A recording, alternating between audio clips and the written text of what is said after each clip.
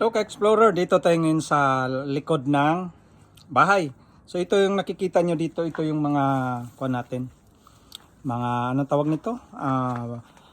Prutas na bomba. Ang tawag nito ay pomegranate. Tama ba? O pomegranate? Ayan. Basta kayo na mag-intindi. So yan, ang daming bunga dito. So ito, dati, nung bago pa lang ako dito, ang liliit pa nito, mga bulaklak pa lang. Pero ngayon, ang dami na niya. So, iikot ko kayo kung gaano karami ito ngayon. Sige. So, kapag nagustuhan nitong mga video ko, i-share nyo naman. I-like, i-share. Tapos, invite natin yung mga kaibigan natin. Okay? So, yan. Ilibot ko kayo. So, ito, hindi lang itong nakikita nyo ito. Oh, dami. Hinog na yan ang iba. Ang iba kinakain na doon, no? Kinakain na ng mga pusom. Yan, no? So, yan, no? Dami. Yan. So, ito ay ginagamit sa mga pagkain ng mga mayaman, no? Sinasali siya. Mga pagkain ng mga mayaman, nilalagay sa wine, ang iba, ang lang nito, ang mahirap lang nito pag biniak mo siya, parang mga bato-bato yung rock siya, no, sa loob, no. So, pakita ko sa inyo yung example na kinain. So, hanggang doon, ang dami pa doon, hanggang doon. Yan, hanggang pa dyan. No? Paikot ko kayo hanggang dito. Yan. Yan. Hanggang pa doon. Yan, no? Sa taas. Yan. So, dito, mayroon dito. Mayroon dito. Yan. So, ito yung halimbawa niya na pinapakita ko sa inyo na ang laman niya ay ganyan. Yan, parang biyak-biyak. Bato-bato. No? Yan. So, yan sa loob siya. So, ibig sabihin, pag kinakain na siya, ay hinog na siya. Yan, no? Ang kulay niyan ay pula. Kumakatas na pula. No? So, yun. Ito pa. Ang palatandaan na hinog na siya talaga, ang kulay niya ay kulay ganito. Pero ito yung papakita ko sa inyo. Ganito na siya. Ito na siya. Ito siya. Pwede nitong i-harvest. Actually, nag-harvest na kami last time. Ito pa. Yan, o. Ready to harvest na. Ito. Yan. Yan. So, yan. Kaso, kumain na ako nito. Pero, parang napagod yung sa kakanguya ko kasi hindi mo pwedeng lunukin kasi may yung mga buto siya. Ang buto niya matigas. Hindi mo pwedeng i-grind. Kahit i-grind mo siya doon sa blender, hindi. So, kailangan mo lang isa-isahin, pigain para lalabas yung juice niya. Tapos, i-separate mo yung mga buto-buto niya. So, hindi siya natutunaw yung buto niya. Yan. Ito, ready harvest na, oh. Ready na, ready for harvest na. Yan nga, tinatamad lang ako kumain kasi nakakangawit lang.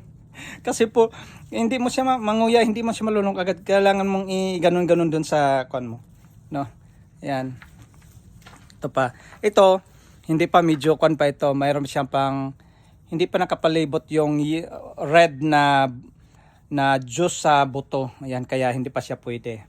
Pero yung mga pinakita ko sa inyo, mga ganito, mayroon na isa, kinain na, oh. Yan. Ito kinain na. Yan, kinain na. Hindi ko kaya alam kung kinain to or ay, nalaglag. Hindi ko alam kung kinain or sa sobrang hinog na niya, kuha na siya. Yung nag-crack na siya. Yan, oh, nag-juicy. Juicing. Juicing. Ayan. Juicing. Lagay natin dito. Ayan, tumutulo na, oh.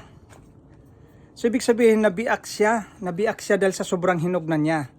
No, ito yung kuha natin. Ayan. So, kalaglagan siya.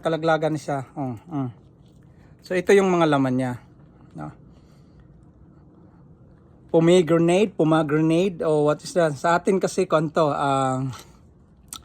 Granada. Ang tawag niyan, Granada. O, alam niyo na ngayon, Granada. So, ang kuha natin ito, isa-isahin. Yan, o. Isa-isahin natin siya. ganyan siya, tapos mabuto yan, nakita nyo yung puti, sa lalim yan buto, pero pag piniga mo yan, juice yan. So, pag kinain mo to, gaganon mo pa, parang igagrind mo pa sa mga ngipin mo, tapos saka mo kuan, di ba? Yung ganyan siya. Yan. So since sobrang hinog na siya, pumutok na siya, no? Ayan. So alam niyo na ngayon ang granada sa mga mostly dyan sa Philippines, sa mga hindi pa nakakilala, no? Ito yung tinatawag na granada. Pomegranate, what? Ayan. Ayan ha. So, ayan. This is PKM the Explorer and Paul Derek the Explorer. Ayan, no? So, tingnan nyo din yan sa Instagram, especially dito sa YouTube, no? So, pag nakita nyo itong kuan ito, paki-share lang din, no? Paki-share nyo lang din ang mga video sa inyong mga friends, followers at saka relatives. Ayan. Thank you. Bye-bye.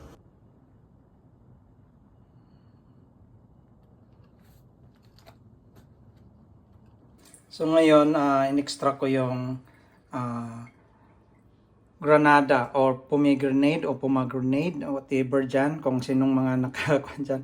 Ito yung kanya, juice niya. No, ito yung juice. Yan. In-extract ko na siya.